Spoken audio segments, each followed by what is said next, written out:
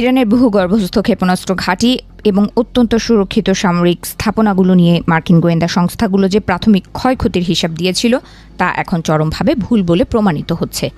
সম্প্রতি মার্কিন গোয়েন্দা সম্প্রদায়ের অভ্যন্তরীণ মূল্যায়নে স্বীকার করা হয়েছে যে ইরানের মাটির নিচে অবস্থিত এই ক্ষেপণাস্ত্র শহরগুলোতে বিমান হামলার মাধ্যমে যে পরিমাণ ধ্বংসযজ্ঞের দাবি করা হয়েছিল বাস্তবে তার অর্ধেকও অর্জিত হয়নি।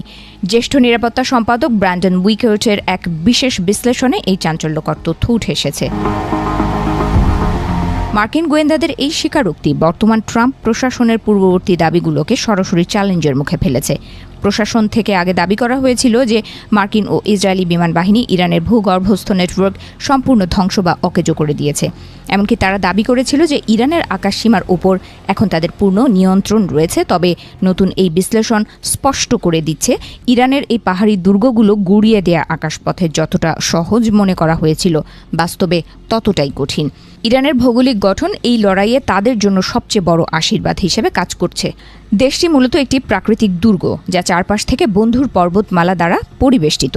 ইরানের সামরিক প্রকৌশলীরা কয়েক দশক ধরে এই পর্বতগুলোর অনেক গভীরে তাদের ক্ষেপণাস্ত্র নির্মাণ কেন্দ্র ও মজুদাগার তৈরি করেছে।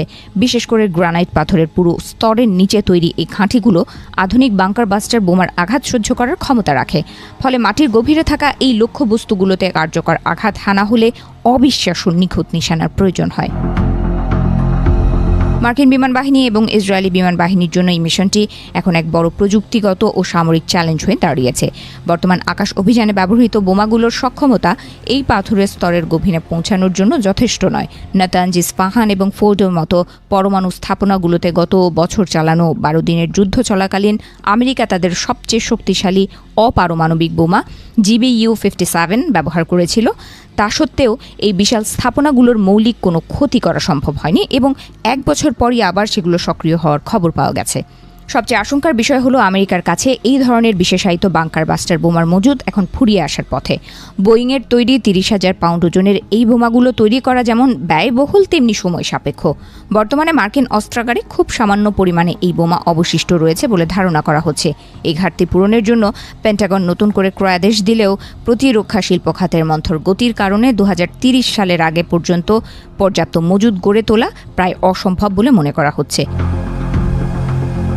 মজুদ সংকটের কারণে মার্কিন ও ইসরায়েলি বিমান বাহিনী এখন বাধ্য হয়ে 2,000 পাউন্ড ওজনের ছোট বোমাগুলো ব্যবহার করছে। এই বোমাগুলো দিয়ে ভূগর্ভস্থ টানেলের প্রবেশপথ বা উপরের কিছু অংশ ক্ষতিগ্রস্ত করা সম্ভব হলেও মূল স্থাপনার তেমন কোনো ক্ষতি হচ্ছে না। সামরিক বিশ্লেষকরা এই হামলাগুলোকে সুই ফোটানোর মতো সামান্য আঘাত হিসেবে বর্ণনা করেছেন। ইরানের বিস্তৃত ও আন্তঃসংযুক্ত টানেল ব্যবস্থার গভীরে থাকা মূল অপারেশনাল সেন্টারে এর কোনো প্রভাবই পড়ছে না। ইরানি বাহিনী এই হামলার প্রভাব মোকাবেলায় আগে থেকেই প্রস্তুতি নিয়ে রেখেছে। প্রতিটি গুরুত্বপূর্ণ স্থাপনার আশেপাশে তারা শক্তিশালী খনন ও মেরামত সরঞ্জাম মোতায়েন করে রেখেছে যাতে হামলার পরপরই তারা ধ্বংসপ্রাপ্ত প্রবেশপথগুলো পুনরায় চালু করতে পারে।